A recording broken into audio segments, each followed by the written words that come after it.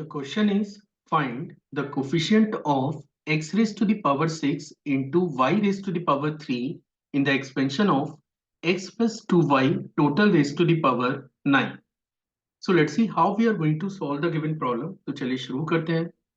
तो first of all तो मैं आपको क्वेश्चन के पार्ट को एक बार एक्सप्लेन कर देता हूँ कि ये क्वेश्चन है क्या. आपको है ना एक एक्सप्रेशन दे रखा है which is x plus 2y total raise to the power 9. और क्वेश्चन का आइडिया ये है कि वो आपसे एक्सपेक्ट कर रहे हैं कि आप इसे ओपन करें और बताएं कि x की पावर 6 इंटू वाई की पावर 3 के साथ जो कोफिशिएंट जनरेट हुआ है उसकी वैल्यू कितनी है. अब एक ऑप्शन तो आपके पास ये है कि जैसे बाइनोमियल को अपन एक्सपेंड करते हैं वैसे आप इसे एक्सपेंड करना स्टार्ट कर दीजिए और चेक कर लीजिए कि x की पावर 6 इंटू वाई की पावर 3 का कोफिशिएंट क्या है. ये आइडिया आप यूज कर सकते हैं, लेकिन क्वेश्चन में वो एक्सपेक्ट कर रहा है कि आप थोड़ा सा इसमें शॉर्टकट यूज करके या जनरल टर्म यूज करके इस स्टेटमेंट को क्लेम करें कि what is the value of the coefficient of x raise to the power 6 into y raise to the power 3. तो चलिए देखते हैं कि कैसे हम लोग इसको हैंडल कर पाएंगे. तो सबसे पहले तो आपको ये पता होना चाहिए कि अगर आप x plus y total raise to the power n को एक्सपेंड करते हैं तो इसको एक्सपेंड कैसे किया जाता है. इसका एक्सपेंशन होता है n c zero x raise to the power n y raise to the power zero n c one x raise to the power n minus one y raise to the power one n c two x raise to the power n minus two y raise to the power two and dot dot dot and the last term is n c n x raise to the power zero और y raise to the power N के. ठीक है. अब तो ये तो हो गया कि आप x प्लस वाई की पावर n को ओपन कैसे करते हैं, लेकिन जैसे मैंने कहा कि हमें जर्नल टर्म को यूज करके इस आंसर को क्लेम करना है.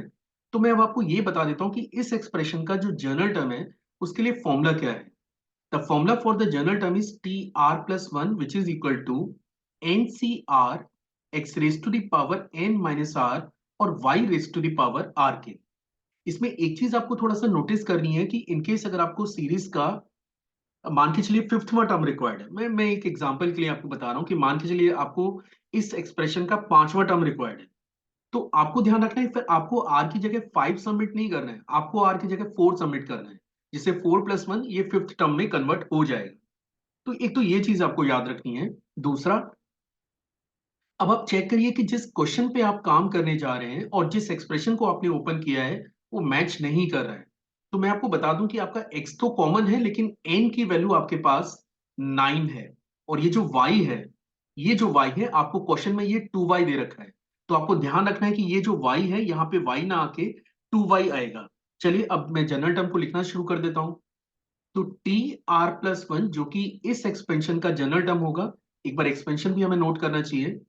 That is x plus y total raised to the that is x plus 2y x plus 2y and total raised to the power 9. ये आपके पास एक बाइनोमियल एक्सप्रेशन है और इसका जनरल टर्म अगर मुझे लिखना है तो ये होगा 9cr.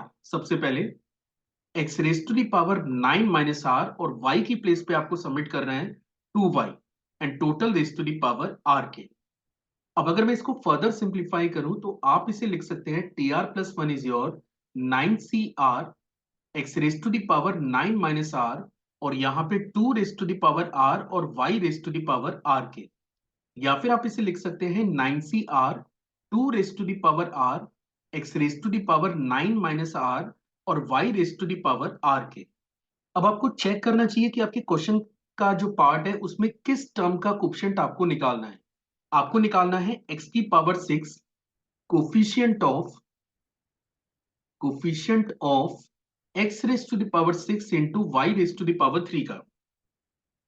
तो आप यहां पे देख सकते हैं कि अगर मैं डायरेक्टली r की जगह 3 सबमिट कर दूं तो मुझे एक ऐसा टर्म मिलेगा जिसमें x की पावर तो 6 बनेगी और y की पावर 3 बनेगी.